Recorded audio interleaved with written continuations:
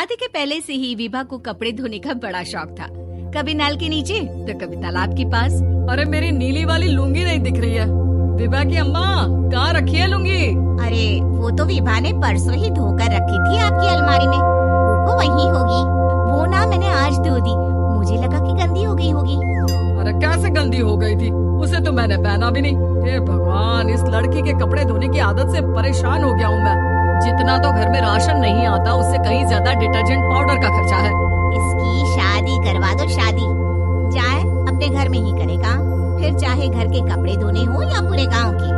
हाँ ठीक बोल रही हो, देखता हूँ मैं कोई लड़का। वो दिन भी आ जाता है जब विभा को देखने लड़के वाले आ जाते हैं। लड़की मुझे अच्छी लगी। होने वाली सास कहती है, बेटी अगर कुछ पूछना है तो पूछ लो। वैसे तो हमारी लड़की बहुत ही शर्मीली है, जो वो बोल दो वो मान लेती है, इसे क्या पूछना होगा। अरे कैसी बात कर रही हो माँ, मुझे इन लोगों के घर रहना है, सवाल तो कई है। हाँ हाँ बेटा पूछ लो ना, क्या पूछना है। आप लोगों के घर कपड़े कौन धोता है? सास का मुंह बन जाता है। देखो अगर तुम ये कहना चाहती हो कि तुम्हें कपड़े धोने नहीं आते तो सुन लो, कपड़े मैं ही धोती हूँ, लेकिन तुम्हारे आ जाने के बाद मैं रुमाल तक नहीं धोऊंगी। अरे चुप रहना भगवान, बहू बेचारी घर आई नहीं, उसे डराना शुरू कर दिया। वो क्या है ना बिटिया, अभी तक तो ये कल्लू की माँ ही धोती थी, लेकिन अब तुम्हारे पापा तो दहेज में वॉशिंग मशीन देंगे ही। तभी विभा की माँ बोल पड़ती है, सवाल भी पूछा तो क्या। वैसे भाई साहब, मशीन की तो फिर भी कपड़े धोने की कैपेसिटी होती है, मतलब जो बिटिया दे रहे हैं ना विभा, इसे कपड़े धोने का बहुत शौक है। ये आप लोगों के क्या आस पड़ोस गांव मोहल्ले सबके कपड़े धो दे और उफ तक ना करे। बाहर देखा नहीं आपने कितने कपड़े सूख रहे हैं, सब हमारी बिटिया ने ही तो धोए हैं। बस भी करो ना माँ, शर्म आ रही इतनी तारीफ सुनकर। और तो और एक दाग निकाल कर दिखाओ तो मान जाओ माँ। अच्छा अच्छा, माफ करना बेटा, मैंने गलत समझा, हमें तो रिश्ता बहुत पसंद है। और ऐसे जुड़ जाता है रिश्ता कपड़े धोने का शौक रखने वाली विभा का। उसकी शादी हो जाती है कोयला फैक्ट्री में काम करने वाले कल्लू के साथ। शादी के बाद अचानक विभा चिल्लाती हुई सास के पास आती है, सासू माँ, अरे सासू माँ कहाँ है आप? ये तो धोखा है, धोखा दिया आप लोगों ने मुझे। इसे ससुर के चक्कर के बारे में पता चल गया। अरे तो उसमें तुझे क्यों धोखा मिला है? अरे नल में पानी नहीं आता, कपड़े कैसे कब धुलेंगे? अच्छा अच्छा, तो पानी नहीं आ रहा उसकी बात कर रही है। तो आपने क्या सोचा? कुछ नहीं। अच्छा तेरी माँ ने कहा था कि कपड़े धोने का शौक है, तुझे याद आया मुझे।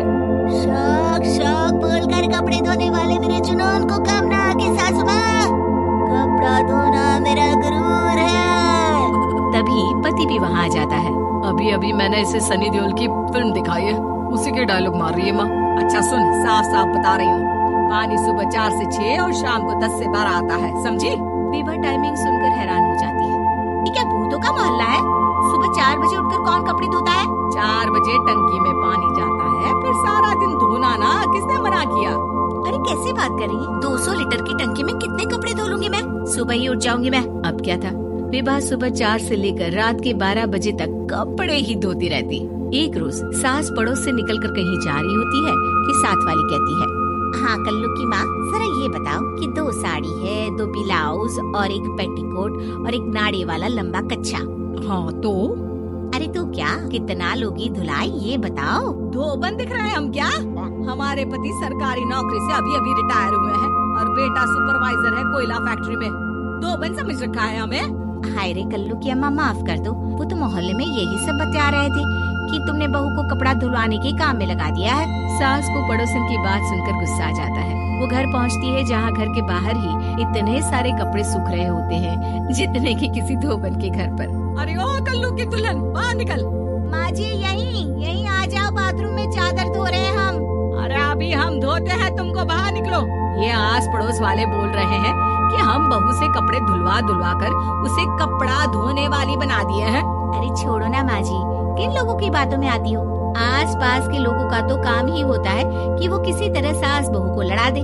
बहू सारे घर के कपड़े धोती है, ये क्या कम है? बोलिए।